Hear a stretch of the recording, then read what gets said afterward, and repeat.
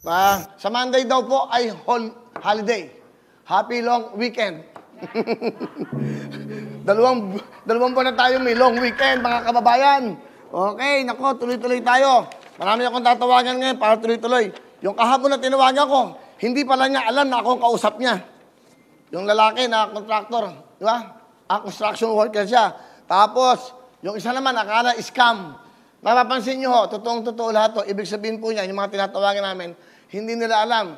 Pero nakatutok sila. Pero dapat to, tumutok kayo to win. Kaya nga tutok to win eh. Kita nyo naman, nagsimula lang tayo. Kailan lang tayo nagsimula, ano?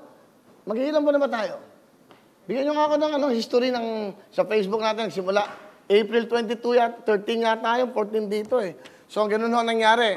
Huwag kayong mag-alala dahil, nako, itong good news. Dami naman good news dito eh. Sa June 6, yun yung 6-6. Ito po ang good news ha. Ito para malaman nyo na. Confirm na, di ba? Confirm na po. Big time po ang Shopee sa June 6. It's 6-6.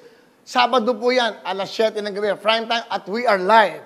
Live po ang Sabado natin. Ang magiging guest co-host ko, ha? Guest co-host. Wow, Rian Ramos! Wala ka ba magandang music dan? Yan, Rian Ramos! Yan! At syempre, meron tayong mga guest performers. Inibita ko si Michael Pangilinan!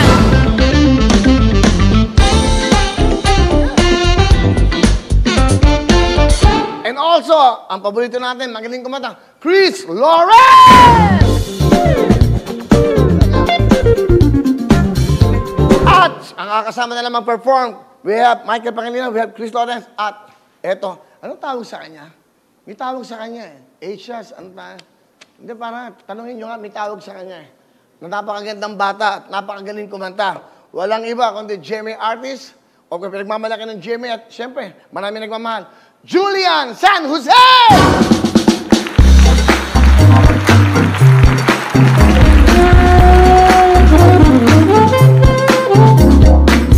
That's right. So, confirm na po yan. 6-6. Yan po ang ating mga special guest dito. Of course, magiging co-host natin si Rian and at the same time, si Julian. Pero mag-perform naman po si Chris Lawrence, Michael Pangilinan. Paborito kayong dalawang yan eh. Mabait. Isang tawag mo lang, walang mga tanong-tanong, walang mga may budget ba yan? Say, kuya, kahit wala ng budget. Kaya paborito ko sila. Oh, di ba? Si Michael nga, nagbigay pa ng 60,000. Oy, nasigil nyo na ba? Michael, may kulang ka pa daw. I-text nyo. Padala mo dito yung kulang mo, nag-aabono ako. Di ba, basta importante. Hindi, magaling yung batang to. Michael, ha? Di ba yung mga kanta nila? Kanta ni Benny Saturno yun. Bakit? Ano ba ikaw? Bakit ba ikaw? Bakit ba ikaw? Tananananan. Hindi ba yun yun? Eh, kano yun? Kibugo yun. Di ba? Yun nga, kibugo. Bakit ba ikaw na iisip ko at di na mawala-wala ka? Di ba? Gawa ni Benny Saturno yan. Eh, Chris Lawrence. Di ba? Wala kang Chris Lawrence? Kung malaya lang ako, okay ka na sana eh. Syunga ka talaga eh. Okay ka na sana eh. Eh, weekend nga na, magbibigay pa naman ako ng bonus sana sa inyo. Sayang. Di ba? Kung malaya lang ako.